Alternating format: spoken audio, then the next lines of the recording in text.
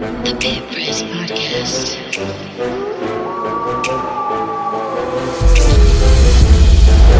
Right all swung downtown. No, Van Horn, no, and that's it. New Mexico wins it. Kenny Thomas blocked. Gibson hustling down. He has some room, and he gets it.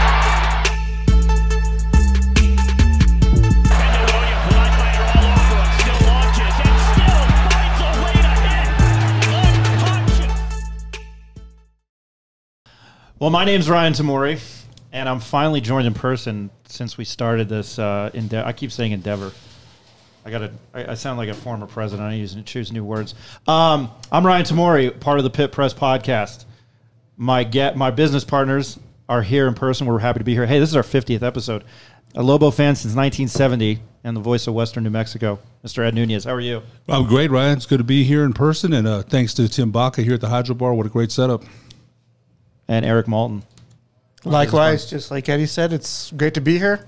Happy to have this special guest on, and like Ryan had mentioned, it's our 50th episode. So going live for the first time, and we're in video. So let's get this thing going. Hard to believe it's number 50. I didn't know that. I didn't know. I'm not BSing you. I didn't know until we got here, and then I just happened to look at awesome. At our Spotify, and I was like, hey, 50. Hey, we do want to thank Tim Baca at the HydroBar. They're here at 7400 Montgomery Boulevard Northeast, Suite 19, next to the Mossman Center, and it was next to TJ Maxx, which is one of my favorite stores, but it looked like it closed, which is very upsetting. Anyway, we're happy to be here, and our next guest. Now, let me put my glasses on because these lights are blinding me. It's the baby blue eyes. We're really happy to have this next guest on, and we've sort of branched out to basketball, but when you can nab somebody like this, what the hell? Our next guest is a former University of New Mexico men's basketball player. In his junior season, he played and started in all 32 games. He averaged 13.3 points, and he shot over 49%. He led the Lobos with 8.7 rebounds per game in 2013, I always mess up the intros. In 2013, 2014 was a defensive force and led the team with 85 blocked shots. He was second team All Mountain West Conference in 2013 and twice appeared on the Mountain West Conference All Defensive Team in 2013 and 2014. He's a two-time champion in the B League, the Professional Basketball League in Japan. I hope I got that right, by the way. You did. Perfect. He's from Los Alamos and a graduate of Los Alamos High School. I'm sure you can guess who he is. His name is Alex Kirk. Alex, thank you for joining the Pit Press Podcast, and how are you today? No, I'm doing good. I'm happy to be here. Amazing setup, honestly. Nice little studio, and it was really cool to walk around the HydroBar before and see all that. And but yeah, just happy to be on here. And yeah, this is honestly just a super cool setup. So thanks, guys.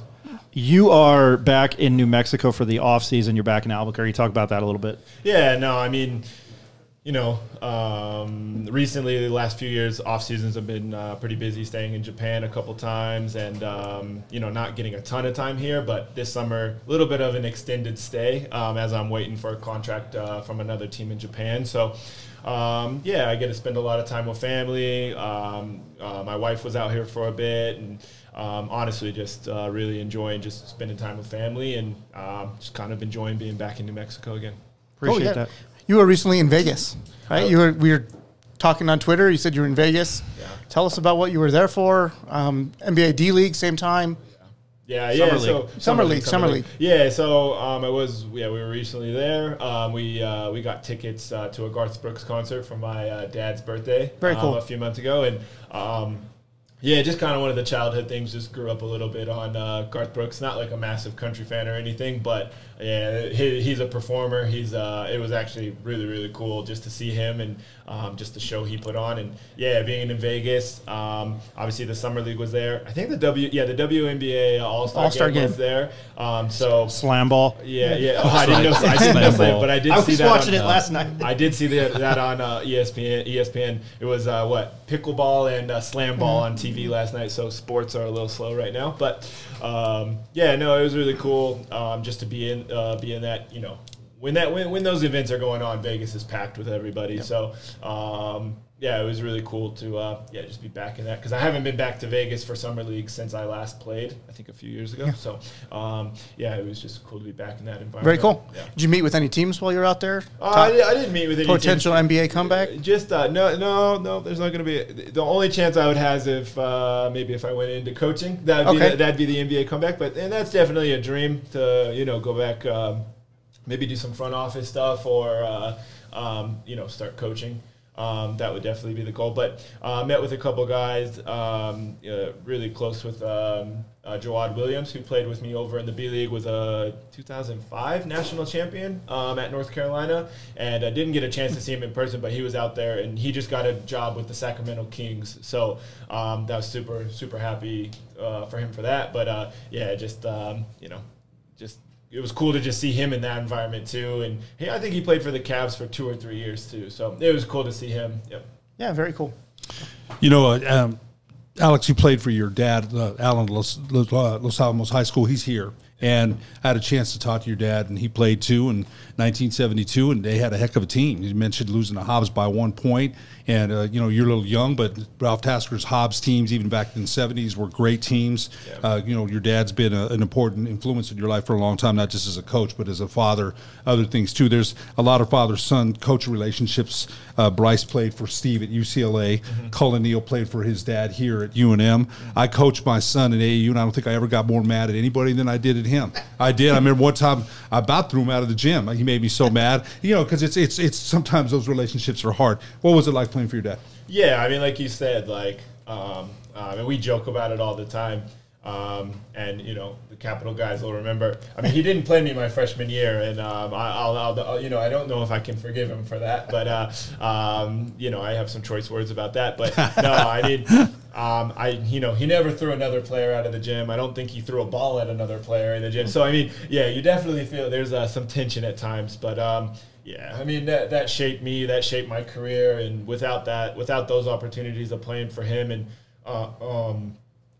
I wouldn't be where I am. I honestly don't know where I would be, but without that, I wouldn't trade those experiences for the world. I mean, the last couple years, I think we had offers from like Findlay and Oak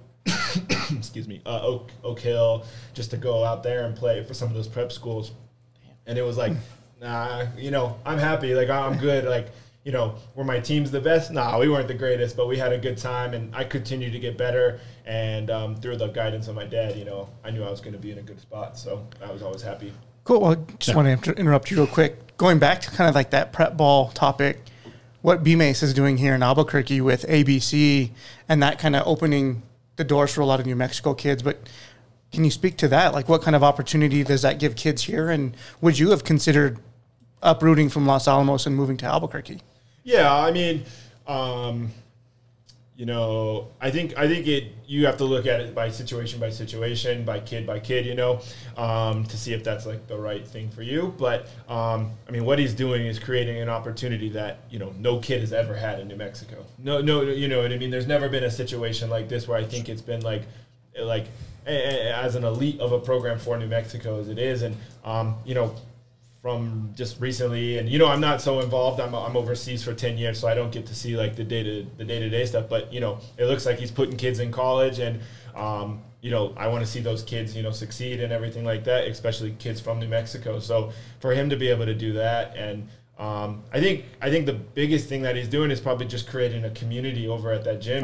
So I mean, it's like, and I think the brand's going to be represented now. The ABC basketball shirt is recognizable now. You know what I mean? So I think what he's doing is unbelievable. And I think for me personally, I was in a really good situation where I was playing in Houston for the Houston Hoops, so I was getting a lot of exposure out of that. But for example, if I wasn't getting the exposure I needed to get out of Los Alamos, I think it would have been a no-brainer to come down and do it. And he's being able to take these kids all over the country and play against some of the best players. So as long as they're doing that, I mean, that's giving exposure for New Mexico kids, and I think it's absolutely amazing. You know, you mentioned the branding, and I think that's important too. He talked about Little Dribblers Club the other day that involves Emmanuel Negadu, Chad Topper, Chris Pettis kids. So I think it's an arm, a Lobo arm that keeps reaching out, and that I think the community pays attention to that. I do. The Lobo fans here are crazy about the Lobos still. You know, coming out of Los Alamos High School, what other offers did you have? And what was the deciding factor for you to stay here at UNM? Oh, God, I think there was 40-some offers. I don't know. It's written down on a piece of paper somewhere. We have them all, and I still have all my handwritten letters from every school, from, you know, UCLA, Kansas, like all those. And, I mean, and it's it's hard to say, like, which ones I actually considered, because it actually went by times, you know, like what coaches were where, what players were where, you know. For the longest time, I thought I was going to Arizona. Like 100%, I thought it was a done deal. Like I was gonna go to Arizona, and Coach Miller. Yeah, I would have been one of Coach Miller's first recruits when he went out to Arizona, and we took the visit out there, and just an unbelievable spot. You know, they did some stuff recruiting wise after that. I think there was like a decommitment from Tristan Thompson from Texas, and there's a recruitment of Daniel Bejarano, who ended up at Arizona, then went to Colorado State. And so I was actually really excited to go there with a guy named Ray McCullum. He ended up playing at Detroit with his dad. Yeah, his dad was the coach of Detroit. Yeah, and he was an unbelievable tough. guard. Oh, he's amazing, and he still plays overseas a little bit. And I know he played for the league for 4 years, but that was kind of a guy I was like, that would be a cool guy to play with, you know, because I knew he was like an NBA player for sure. But I'll never forget it. Like after that, you know, it was just a weird feeling. I was just like, I remember, you know, Coach Neal kind of came up on like a little bit of an emergency visit, let's say, up to the house in Los Alamos. Emergency. And I mean, I'll be honest, we had some really, really tough conversations with Coach Alford and Coach Neal, because I didn't prolong my recruitment, but it definitely probably wasn't as quick as they wanted with, you know, just a kid staying at home. They got frustrated at times, I can tell you that. You know, it just kind of came down to it. It was after the, you know, I think it was like at that time it was like UConn, Texas, Arizona, and New Mexico. And I mean, there was a lot of other schools that were interested at different times, but towards the end, that was kind of where I was sitting. And honestly, I was just kind of like, I'm just done with this. I'm just tired of this. Like, and look at all these benefits of playing at home, you know, like great coaches. They're bringing in unbelievable players. I mean, they just had that, my senior year, they just had that dominant season with, you know, where Darrington and Drew, no, Drew wasn't there yet, but it was like Darrington and AJ was really good, Doris and Rowe and all those guys. So it was like, all right. And then plus every night, I mean, honestly, my dad came to half the practices, so I got to see him every day. It was only 2 hours from Los Alamos, and my whole family was at every single game, extended family and everything like that. So I was like, what beats that, you know? So, and just being able to represent New Mexico, I mean, I thought it was a pretty cool opportunity. Sounded like it was a much harder decision than people might have thought. I mean, Arizona, was after you hard, so I think everybody's happy that you ended up here, but it sounded like a tough decision.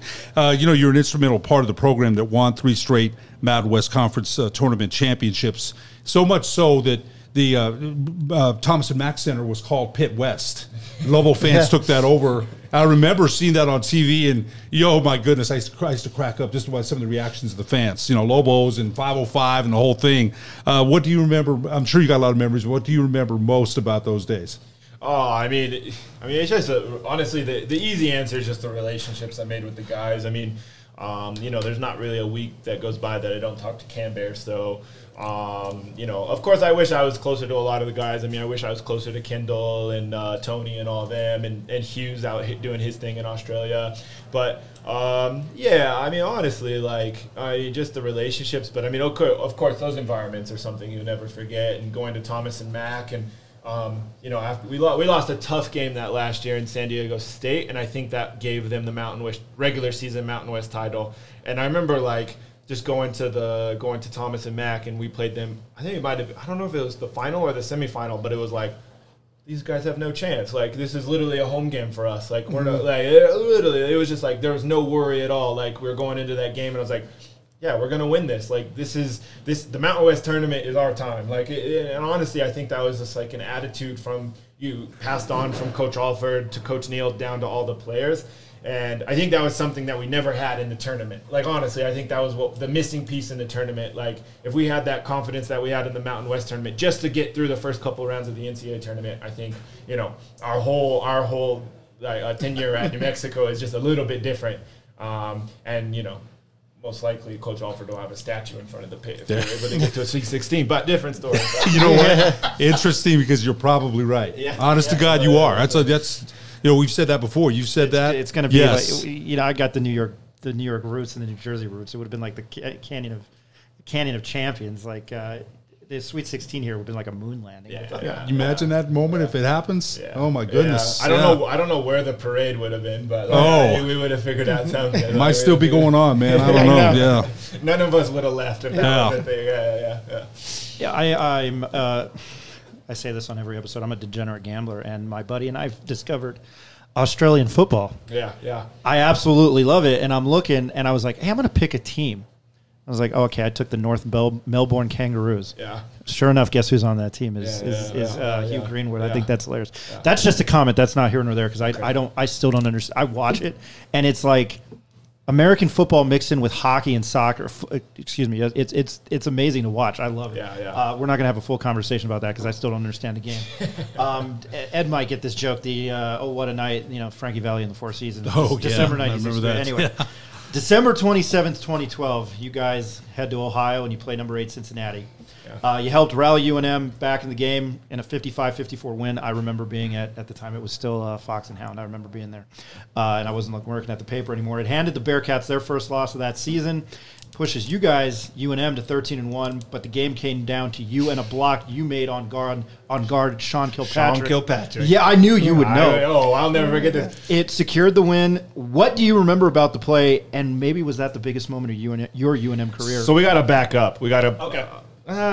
Biggest moment of my UNM career? I wouldn't say that, but I would go. I got to back up. That summer we played university games in Russia. I played for Team USA, and there was amazing. That was an amazing team, honestly. I think Doug McDermott, Sean Kilpatrick, Yogi Farrell, Indiana guard, Spencer Dinwiddie, who's been all over the NBA, Adrian Payne, who was elite athlete, rest in peace, Corey Jefferson out of Baylor. I mean, I could go on Will Sheehy, Luke from Louisville, just an unbelievable squad. All the names are coming back. But so we were actually roommates. And we were actually roommates with Tyler Hawes out of BYU. So both of them were a bit older than me at that time. I must have been like 20, and Tyler Hawes had done his mission, so he was a little bit older because he was a BYU guy, so 23. And Sean Kilpatrick, he did all the prep school and stuff like that, so he was a bit 23, 24. But one of the most interesting guys I'd had the chance to play against, and an absolute bucket. The kid could get a bucket at any point. And also I had a pretty good buddy on that team. Justin Jackson also played on that team, on that Cincinnati team, and I played against him coming up. He was out of Florida, and just that moment, the whole all defensive teams for me is. I think it's just off of the block shots. I'm not very good on the defensive end. I have absolutely zero lateral quickness. I like the honesty. So guarding pick and rolls is the reason I'm not playing in the NBA for 10 years. So, so with that, like me being able to get a stop on an All-American, I think he broke Oscar Robinson's record for scoring at Cincinnati was scoring over 3,000 points in his career. So for me to be able to say that, I would say that's probably my best defensive play at New Mexico for sure. I would say that. I could say that. After that block shot, Kilpatrick told the Associated Press, quote, "I thought I had him. I could have drove, but I didn't." End quote. Was he right? Yeah, I mean, 100%. I don't know why it would. I don't know. Maybe in college basketball terms, that's like Stephen Curry not driving by Kevin Love in the finals that year. So he definitely could have got past me. So I don't know what he was thinking, trying to shoot over a 7-footer on the from 30 feet away. But hey, I mean, if he had made the shot, he would have just been that much more of a superstar on ESPN that night. So, but yeah, obviously. obviously great player, and yeah, happy we got I think we beat them back-to-back seasons too. So those were 2 massive wins for us. Oh yeah, they were number 8 that year. Number 8 on the road, yeah, and undefeated. And we stayed in Cincinnati that night, and we went to St. Louis the next night. And I think like 2 or 3 nights later, we absolutely got demolished by a St. Louis team. That was they were loaded. They were loaded. That was the most fundamentally sound team I think we played. Was that a Rick Majerus coach team? Do not think so. I don't think so. No. Yeah, I think he was a bit earlier. Yeah. Tony Snell and his play probably sticking with the good old years 10 years ago. Tony Snell and his play probably elevated him to one of the best shooters in Lobo history. You think the writer can write the questions? Apparently not. And he was crucial for Alford in that 2012-2013 season. He had a game-winning three-pointer against George Mason in the Paradise Jam, the Virgin Islands. I remember where you were on. I remember where I was earlier in the year. And then he hit that game-winning shot against Cincinnati. And I was looking at the play-by-play last night, and that game was so defensive. You look at the score, and like nobody scored in the final 2.5 minutes. Yeah. He was huge against Jimmer, against BYU the year previous. But how special of a player is he? Yeah, I mean, it's hard to describe a guy like Tony, to be honest, because, you play and he's just so quiet. He's so quiet vocally. He's so quiet just as a person, but you'll look at his game and it's just like, God, he's so dominant. And by far, he's the best workout player I've ever seen. Like, but 1-on-0, 2-on-0, those types of, just workouts. He's by far the best player I've ever like seen. Like, just the amount, just the way he looks, just the way he plays. Shooting wise, he's unbelievable. Like, he won't miss a shot in a workout. It's crazy.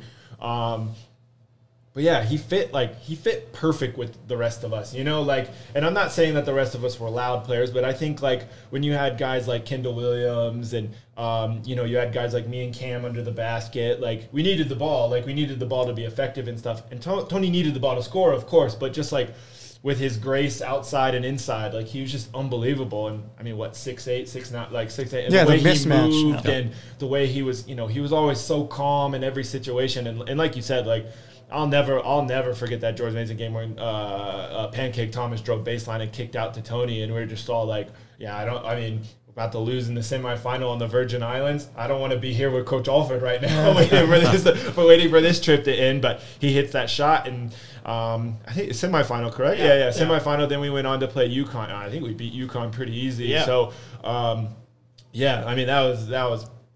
that's probably one of the bigger memories for me. And then, obviously that year when he went to the Mountain West tournament, he built his resume off that tournament. The number of scouts that were there to watch, everybody, and the way he just purely just dominated that tournament. Like there was nobody else close to him in that tournament. And honestly, I think like him going into the workouts after that season was, important. And I'm sure he dominated every workout, but just the way he dominated that tournament, I think that's the reason he ended up going 21, Yeah.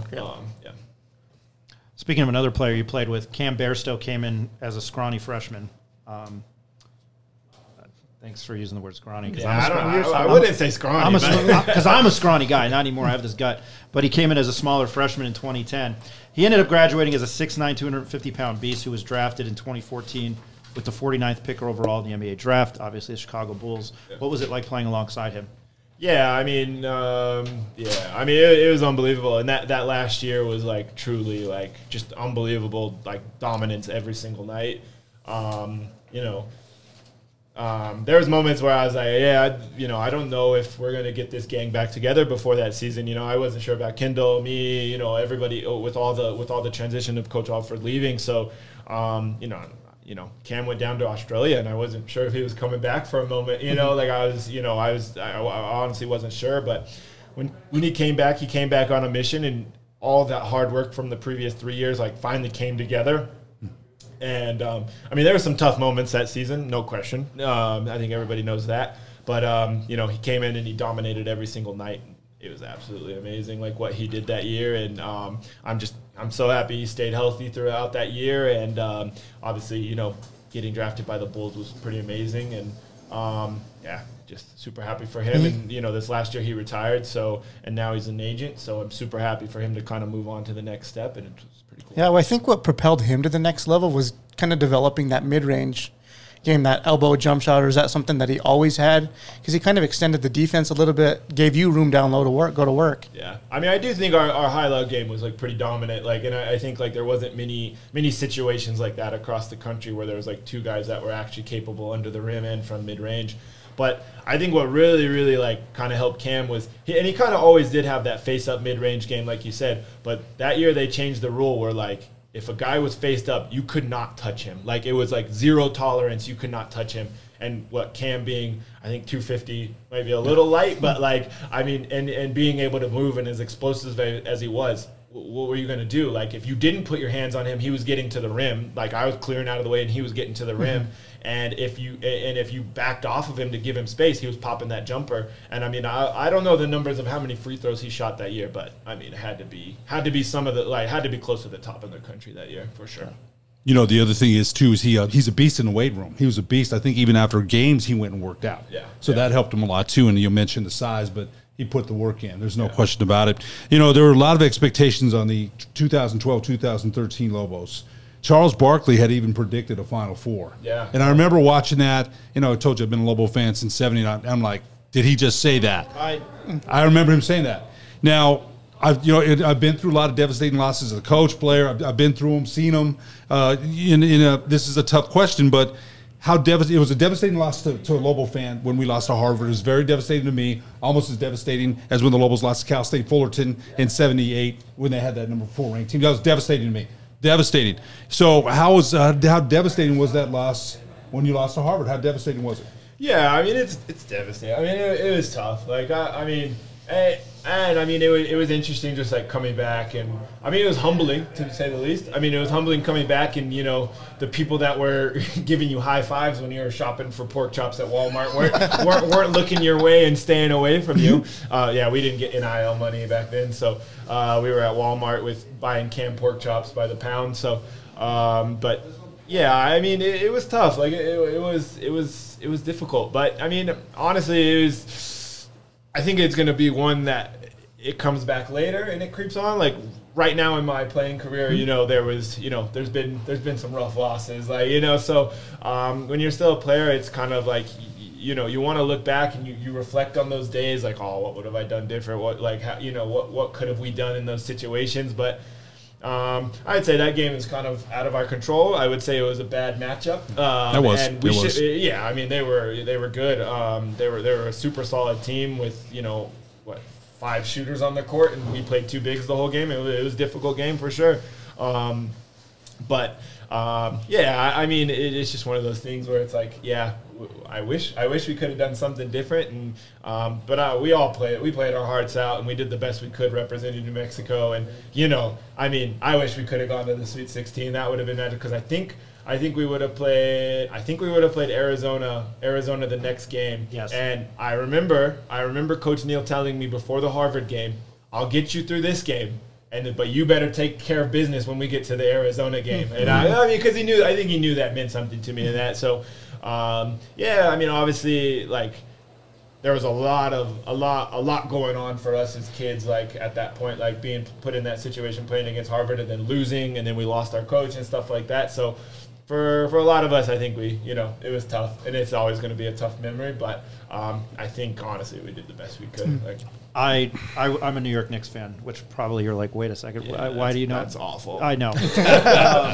And I know you got traded there. That wasn't where I was going with this. I got cut there. Excuse me, cut there. I'm sorry. I was a massive fan of Phil Jackson, too, before all that, too. I'm sorry I mentioned that, because I had a buddy of mine that I went to high school with here, and his roommate he went to Seton Hall, and his roommate in New Jersey, they're both Seton Hall grads. He worked for the Mets, and I was like, yeah, I'm a big New York Mets fan. And he literally, I mean, I get crap here, and he literally looked at me. He's like, I hate that organization. So I'm a Knicks fan. I'm a Knicks fan. I'm a Mets fan.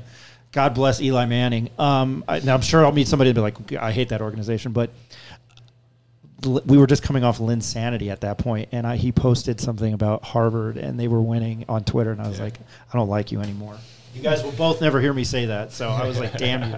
Yeah, you know, real quick, I think I call those losses hangovers without the alcohol, you know, because you wake up and you're like, for me, I mean, it was devastating. You know, you move on. You have to. My nephew played at El Dorado. He's a very good player. And he as soon as the game was over, it was over. For me, I'm still mad 3 days later, like, why did we do this? How did we run that? But, yeah, and you move on. And like you said, you move on with your professional career. And just to put it to bed, to rest, the players did not know Coach Alford was leaving. They didn't know that. No, because that's been said. No. They didn't know that then. I mean, I would be interesting, like, what players they were talking about, honestly, because you would think – you would think that, if something like that was going down, if any of the players knew, like, I think I would have been one of them. I would like to think that, like I said, we know one player probably knew, and that was Corey. But besides that, I mean, I don't really think. And like I said, I talked to you before. I mean, that we were at a team event that morning when that broke across our phones on the little ESPN banner, Alford going to UCLA. And I get chills. I have chills right now, like, thinking about that moment. Like, so you found out after the fact. I mean, we found out. We found out through just everything like else. Yeah. And I'm sure it was leaked. And I think Coach Alford. I mean, after the event, we went straight over to our video at Davila Center, and they broke it down. He came in and talked to us and everything. But like, there was guys devastated. And there was the guys that were devastated weren't exactly the ones that you were expecting to be devastated, but they were the ones, like, in tears. Like, I mean, because that's a lot for us, like, and it is. And looking back on it, I was pretty quick to be like, damn, that's awesome. Like, good for him. Like, you know what I mean? Like, hey. Maybe there could have been more of a hey, thank you, but like, hey, I mean, what was the contract? Like $20 million, you know what I mean? So it's just like, wow, that's crazy. Like, and for me, I'm all about guys being able to get to the next level, get to the next step. You know what I mean? So that's why I do enjoy this generation of NCAA basketball, where now the players are able to kind of do their thing too and go, like, because I think I would have had a lot of opportunities to move on too, like, and. I was super happy for, the Alfords when that happened. No, it's kind of funny because my wife still gets upset about that. Hey, it's UCLA. My wife still gets upset about that, but you couldn't blame them. You couldn't blame them. No. You've also played with some of the most recognizable names, guards to wear a Lobo uniform, Doris Gary, Kendall Williams, and Hugh Greenwood. What makes each of them special in your eyes? Those are some solid ball players right there. Yeah, I mean, and just all of them are so different. I could even, I think that list could even be bigger, to be honest. But yeah, I mean, Doris is what I needed, when I first came in. Like, I came from Los Alamos, so I didn't have an edge, and I got some from playing in Houston. I'll be honest. I learned a bit about basketball when I played in Houston and getting some toughness and stuff like that. But playing with a guard like Doris, I mean, if you gave him an inch, he took a mile. The dude was just an absolute physical, like, beast, like, built like a running back, built like a fullback, whatever you want to say. He was, like, and he was just amazing. And I mean, just like what he gave the Lobos is just something that you just, like, I don't think you see that in sports anymore. Like, I mean, we're talking about a guy who, like, he gave 100% of his career. Like, he was done after he played for the Lobos. Like, there wasn't any, like, I mean, he could have gone and played, and I think he did some small stuff and stuff like that. But, I mean, he went out there and just, like, I mean, the number of times he hit under the basket, the pads, like, with the force he hit, like, dudes these days, like, NBA, European, they wouldn't get up from that. Like, He's and tough. just like, He's very tough. I mean, just like what he went through that final season, like, just to get through that season, and just the devastating way it ended versus BYU in the Mountain West tournament was just, but it just was like, he literally gave 100% for the Lobos. And I'm not sure there's another player that could say that. Like, he literally gave his career for the Lobos. You also played for both head coaches Steve Alford and Craig Neal during your tenure and had to deal with the transition. You already kind of mentioned this. What do you recall feeling about when Alford decided to leave for UCLA? You kind of mentioned that. What was the feeling when Coach Neal came in? You mentioned we had a talk before you came in that Coach Neal and Coach Alford together were very good. You mentioned this, and I think it's important to know. Coach Neal is one of the best play drawers that you've ever seen. Yeah. You said only Tyronn Lue is better that you've been around, which I think is important to know. Yeah. He didn't leave here on the best of terms. He didn't. A lot of people still don't feel very good about him, but I think that's important to know. So, what you mentioned how you felt about Alford leaving. What did you feel like when Coach Neal took over? I mean, I was really happy, honestly. I mean, that's like kind of what we needed, and they could have brought somebody else in. I mean, there was like a ton of names coming in, Buzz Williams, like there was all sorts of names, but it's like, where would have we all been in that situation? Like and I dealt with this past season in Tokyo. They brought in a new coach. I wasn't this coach's player. I wasn't this coach's import.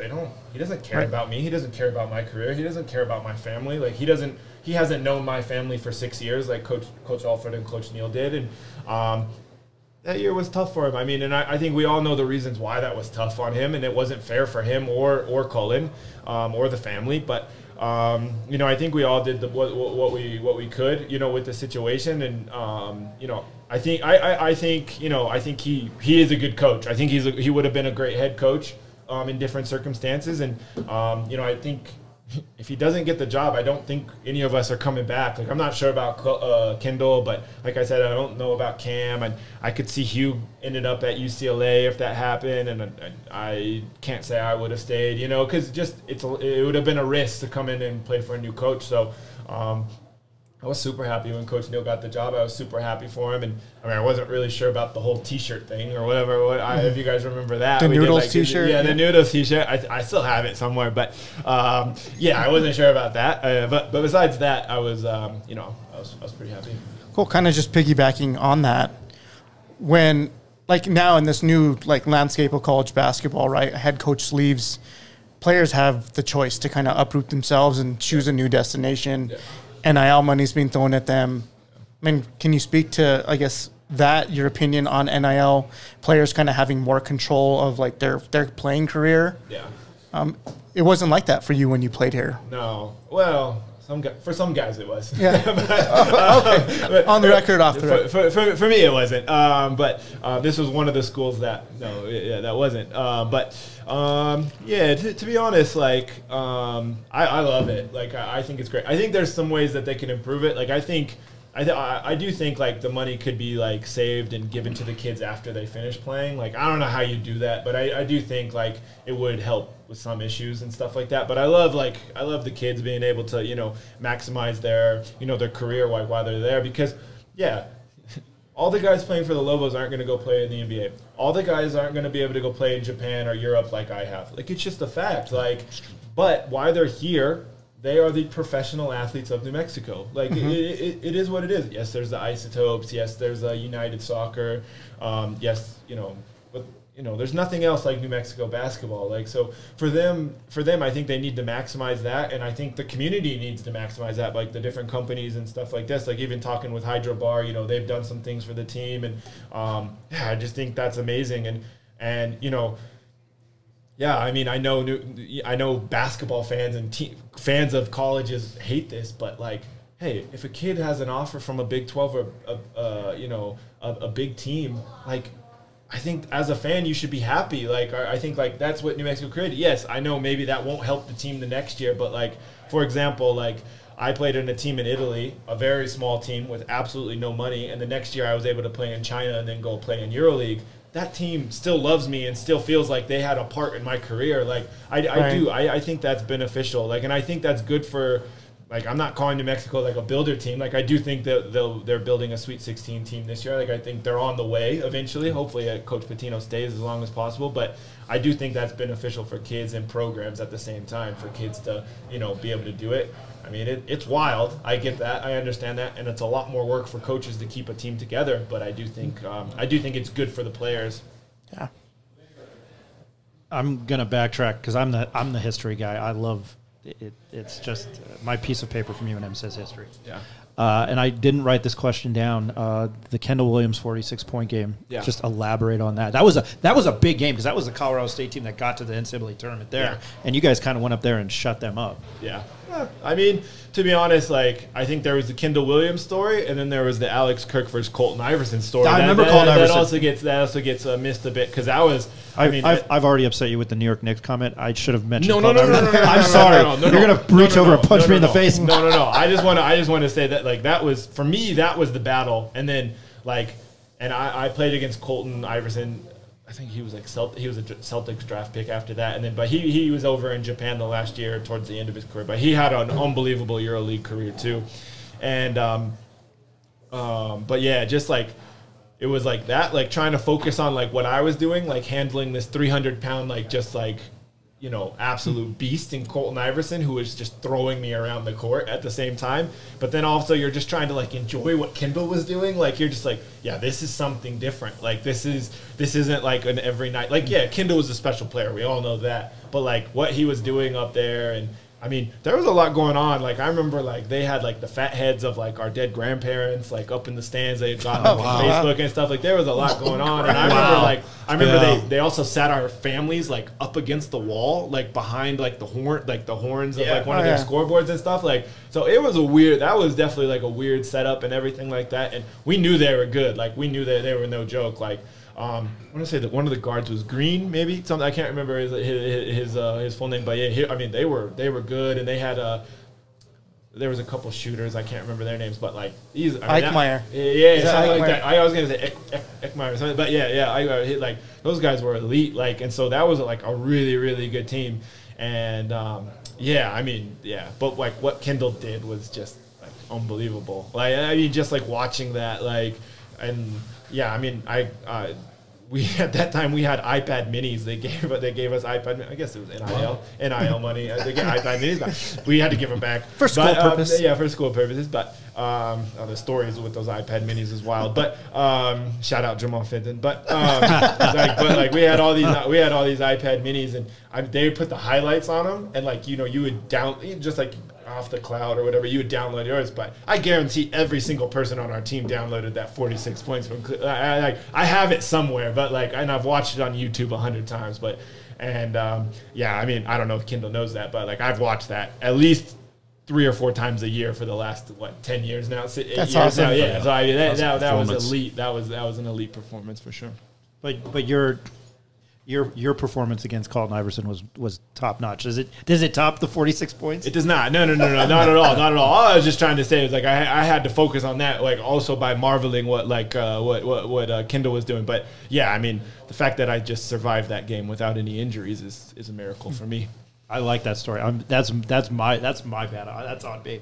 Yeah. Can you tell us what kind of coach Steve Alford was, and what kind of impact he had on basketball in just not UNM but New Mexico? Yeah, I mean I think you have to look where he comes from. He comes from Indiana, playing for Bob Knight, and I mean I don't think he was quite at the level of Bob Knight all the time, but he definitely was a hard-nosed coach, and he kept us kept us in line, which I think is a tough thing to do these days with these guys, like making money and all that. Like, now you're dealing with pro guys. So I do think right now is a tough coaching environment for him, but I still think he's doing really well, being successful at Nevada.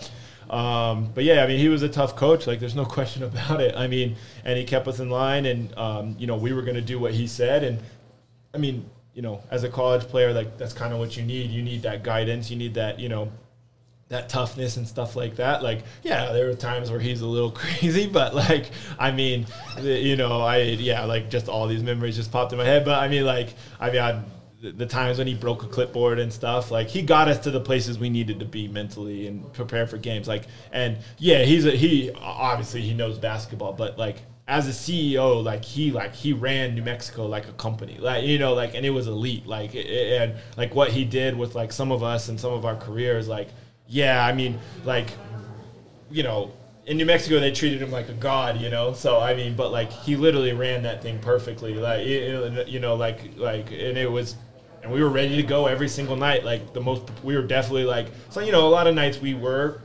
more talented than the other team, but a lot of the time, we were more prepared than those other teams too, and that's what put us in like a lot of really good situations to win ball games and win over 25 games every year, I think, close to something like that. So yeah. Well, yeah, that kind of just speaks to the team chemistry, right, and how you guys played together and how you complemented each other, right? You'd mentioned Tony Snell and some of those other guys. So. Yeah.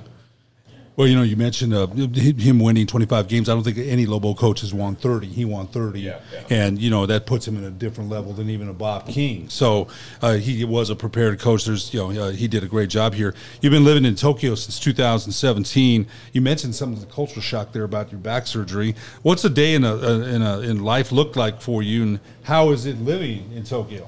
Yeah, it's actually amazing in Tokyo because. I was lucky enough to work with a company and get a car and stuff like that. But like, I really only drove to practice You know, everything else was by train. I lived above a train station for the last 4 years. Like I lived in like a mini skyscraper above a train station. So I went down 22 floors, got on the train, and 10 minutes I was in downtown Tokyo, Shibuya Crossing with the biggest crosswalk in the world and all that kind of stuff. So, I mean, it was elite. Like it was amazing living in Tokyo. Like, you know, I'll definitely miss that because I'm not going to go back to that team anymore. But it was unbelievable. Like just being in Tokyo and just the size of the city and you know, I mean, pro life is pro life. You know, it doesn't really change from like where you are. You know, you're at the gym quite a few hours a day and. But, you know, for me, like just being able to be in Tokyo and especially the off days, just being able to go adventure Tokyo and Japan was just amazing. You know, you mentioned that too, and you won a championship with Alvar Tokyo in the Japanese B League. You led the team in scoring. Talk about how much, you know, talk about that championship. You mentioned kind of how it is playing a game you love outside of the United States. I don't know how people in Tokyo, they love that Japanese B League. Of course, Americans, most of them love the NBA or college or some form of basketball. Talk a little bit about that. Yeah, so the environment in basketball over in Japan is definitely growing. Like it's absolutely crazy how much it's grown in my 6-7 years over there. So it's unbelievable. So I feel really lucky to be like kind of part of it's a new league. The league's only going to be 8 years and stuff, but I feel really, really lucky to be there early and have watched it grow over the years. Like, you know, I just read an article today from a pretty famous Spanish basketball reporter. Can't remember his name, but he's basically thing was like Japan stealing all the European players. Like, I mean, it was like they're stealing the coaches, they're stealing the players and stuff like that. And just to be a part of that has been absolutely amazing.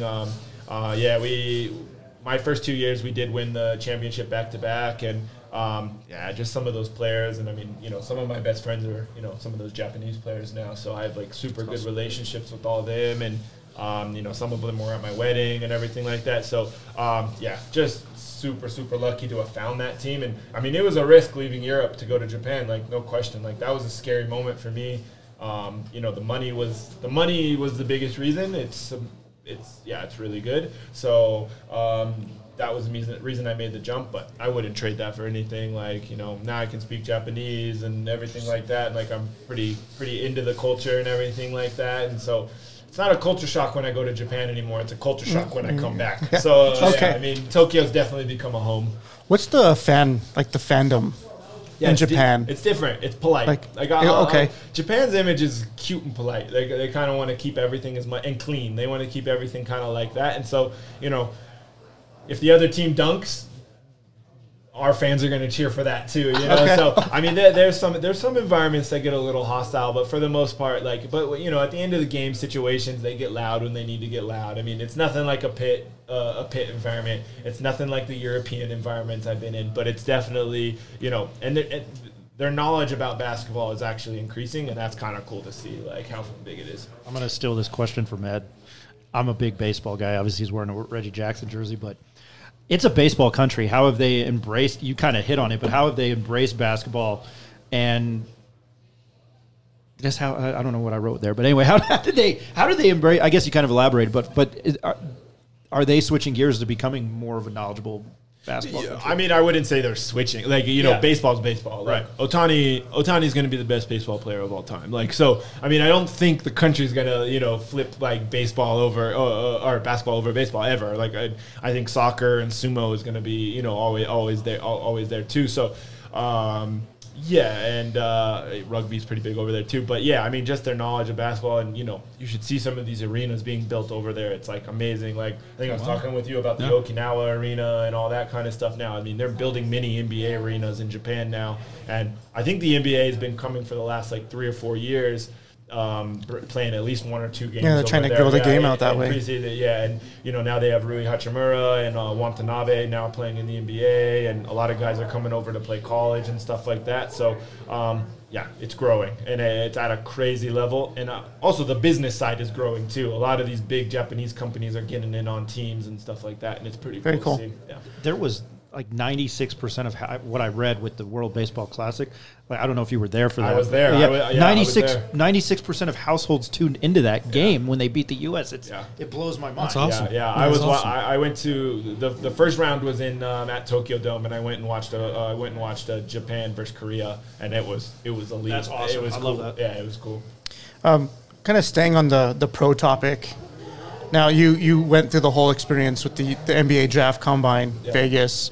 Yeah. Can you speak to that? Like, what, just being a pro ball player, kind of not the day in the life, but just kind of navigating, acquiring an agent, having to deal with contracts, playing in the D League, trying to attain an NBA contract. Yeah, I mean, honestly, it's crazy to think about, and it's kind of like one of those things where it's like, yeah, I did it once, and I wouldn't wish it. I loved it. So after I made a really, really, really tough decision to leave New Mexico or not transfer to another school for my redshirt senior year.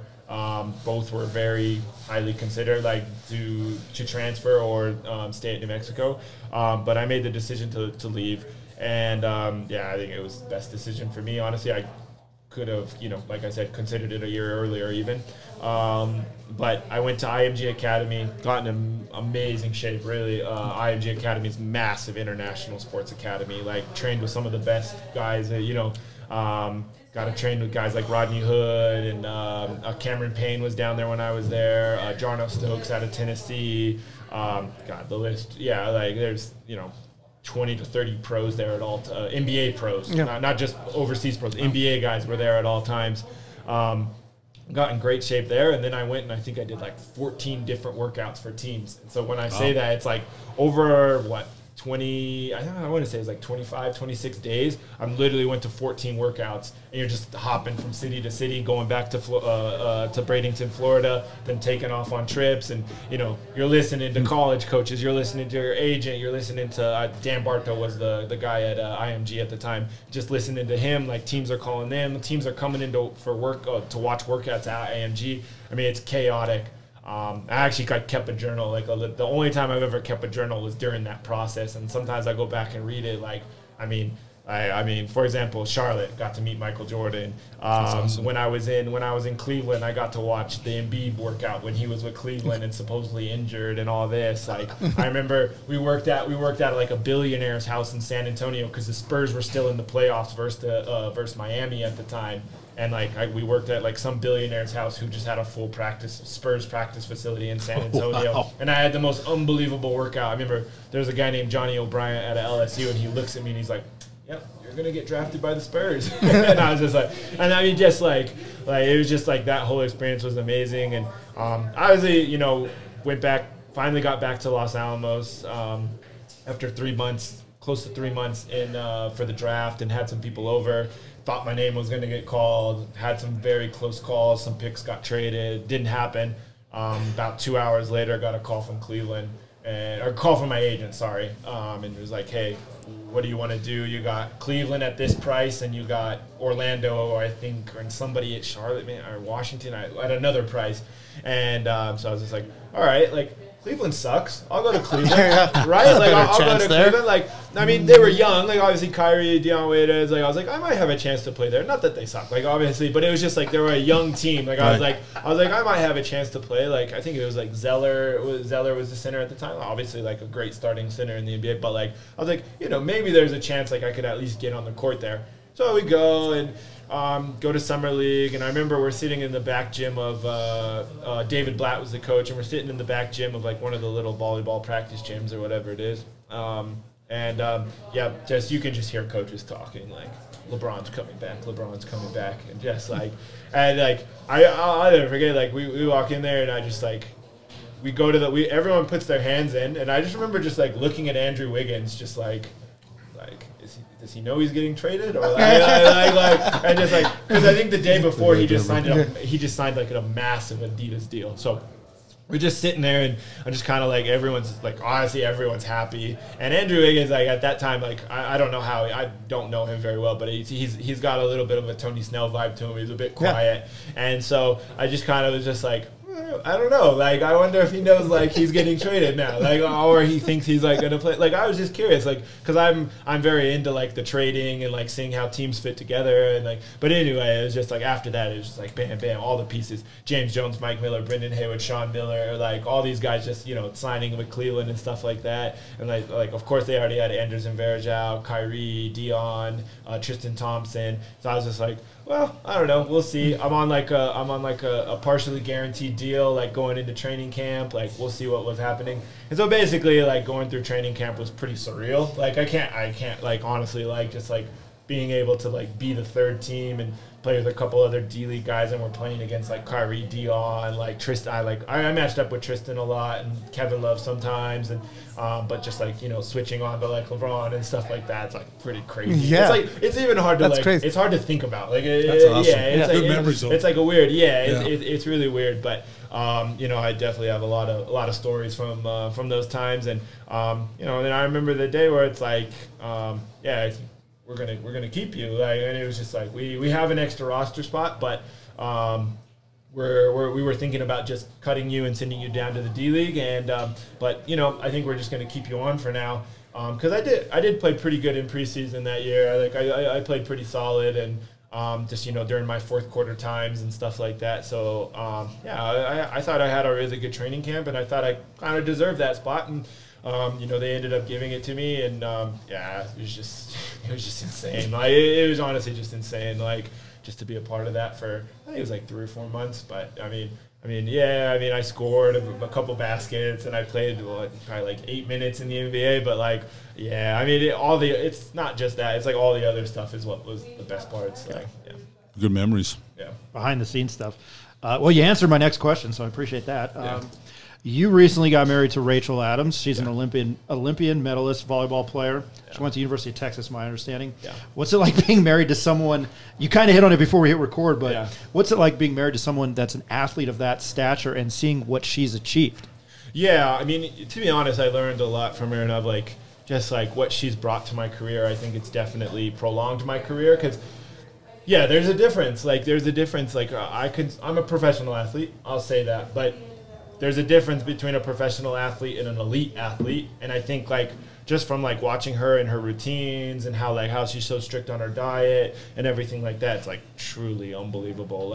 And just the mental, just her mentality towards everything. I'm a very negative person. I'm extremely if you asked me before a game, we could be playing the worst team in the league in Japan. Hey, you guys gonna win it? Nah, we ain't got a chance. That's just how I am. That's how I motivate myself. That's how I am. But for her, she's all about the mentality game and all about that. And I'm truly lucky to have her. She's unbelievable. She's an unbelievable person, and every day is just amazing. And so we've been married over a year now. So congrats. Appreciate that. And so now that she's retired, she's definitely transitioning into her, her non-professional athlete thing. And it's been a challenge for her. I was very lucky to have her in Tokyo with me last year, and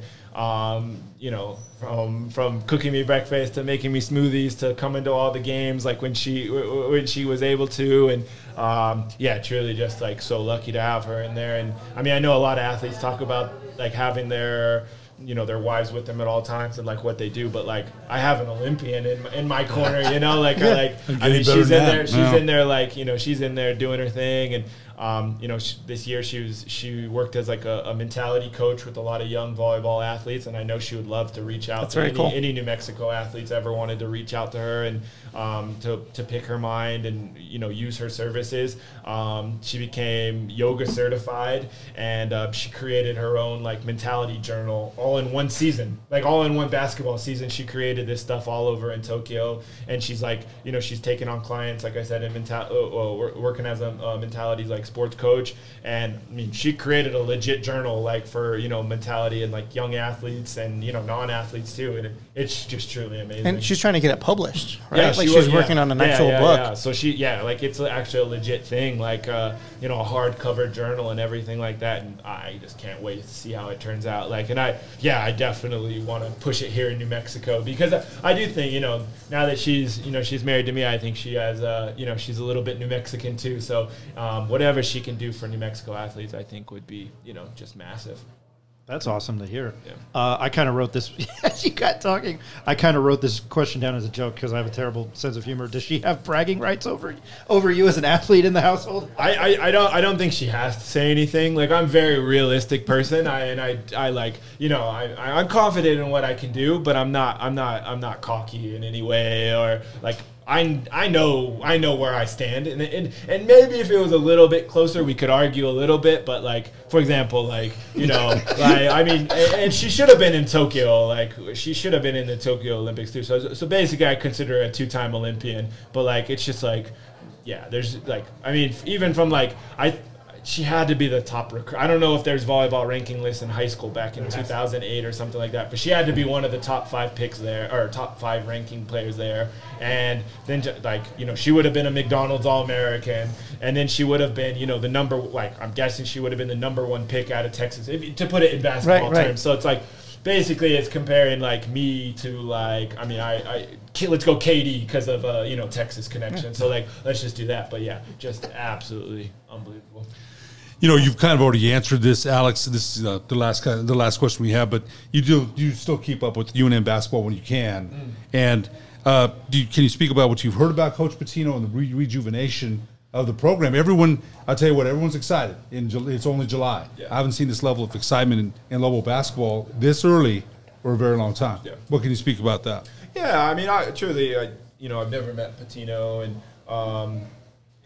Coach Ware, was it Coach Weir? Coach Weir, yeah. Coach Weir. He was very good at connecting with us, like, former pros, and you know, that was something cool. Like, that was actually really neat, like, just to be able to connect, connect. And, you know, we probably did feel a little bit closer to the program then, so I was a little bit more, you know, likely to watch a game and stuff like that. But this last year I did watch a bit, and yeah, I thought it was really cool, like, what he was able to do, you know, in such a short time. Like, that's absolutely amazing. And so, you know, it's kind of the same old thing. Like, I just hope he can stay as long as possible and create something and create his own thing. Like, obviously, he's always going to have the name, and so I think he's always going to be a hot name whenever he has success to move on to another program. But, you know, honestly, like, for him to be here, I think I hope he recognizes that he could really create something special here. And, you know, like, yeah, I mean, he could go anywhere, you know, and get all the players and get all the money, but, like, I think being here, you know, he can really create, like, a pro style, you know, a team here, and really bring the pit back to where it should be and all that, and just bring the excitement back. And you know, I don't know if, you know, he'll get to the Alford status, because that was pretty elite there for a while, but I sure hope he does, and I hope he can, you know, bring some cool stuff, like bring back, like, Lobo basketball to. Well, you know, the buzz is definitely back. I think last year kind of. You know, it's funny you mentioned, and I think it is. There's no question about it. We saw the pit being somewhat of the pit last year. Yeah, 15,000 again last year. The noise, like, incredible. But, you know, you mentioned Coach Alford with that red blazer. You know, that status there is a little – Coach Weir said he wasn't going to wear the red blazer. He never did. I don't know if Coach Pitino's a blazer guy. No, he's pullover guy. I love it. Yes. So when Coach Alford came out with that blazer, it's like, okay. Yeah. So that's a little bit different status that he had. Yeah. And you got to give him credit there. Yeah. And Bob King, Norm Ellenberger had some status here when he was here too. Yeah. But we'll see if Coach Pitino, you mentioned, maybe he stays, maybe he doesn't. We hope he does. We'll see what happens. I mean, it's just longevity, you know. But yeah, we should get Coach Alford to bring the red blazer back for the Nevada game. I think that's. I don't know about that, man. That was the last thing I was gonna say. I remember when I was at the Daily Lobo and he rocked it one day, and obviously I didn't play. And Mike Mott is, I always name drop him on this podcast, but I looked at him and I was like, I forgot who they play. I don't think it was anybody good. And I was like, these mother effers are like, they are dead to rights tonight when he wore the red blazer. I was like, this other team is it's done. I can't remember the exact feeling. Like, I don't remember the exact feeling when we saw the blazer, but like, I remember, like, all right, like, let's go. Like, you know, locked in. Like, just because, like, you know, you knew that it meant something to him. So, like, there was some sort of connection. Like, even if it was a bad team, there's something, like, that was said, something that was done. All right. He didn't even need to say anything. Like, and that was pretty cool. I didn't do this when sorry, go ahead. It's almost like Jim Holzman at Albuquerque had with that Kelly green blazer he wore for every game. Yeah. Coach Holzman was known for that. You saw that Kelly green blazer, it's like, okay. Yeah. I didn't say this when I introduced you, but you were probably, if not, one of the best big men in program history. But you're a former center for the University of New Mexico. His name is Alex Kirk. We really appreciate your time. Taking time on, you're off and coming and meeting us here at the HydroBar to talk Lobo basketball and your career. We appreciate it at least from the bottom of my heart. I really appreciate it. Yeah. No, I mean, this has been awesome, honestly, just to be able to talk and, like hear some memories again. And honestly, whenever you guys want me, like just tell me, because this is awesome. Like just being able to talk basketball and anything like that. And I mean, I love basketball. Like I said, I wish I was a bit more connected to watching Lobo basketball and seeing everything going on there. But yeah, honestly, whenever you guys need me, like this was absolutely amazing time. And I hope I can come back and do something like this. Yeah, you'll be back. We'll reach out. All right, whenever. On behalf of Ed Nunez. Tell you what, I just got to say one more thing. We just need you to expand more on your answers. We got a lot out of you, man. We appreciate it. We really do. Thank you very much. On behalf of Ed Nunez, Erik Moulton, I got to say it, UNM fans since 1970. Erik Moulton, I'm Ryan Tomari. Thank you for listening to the Pit Press Podcast.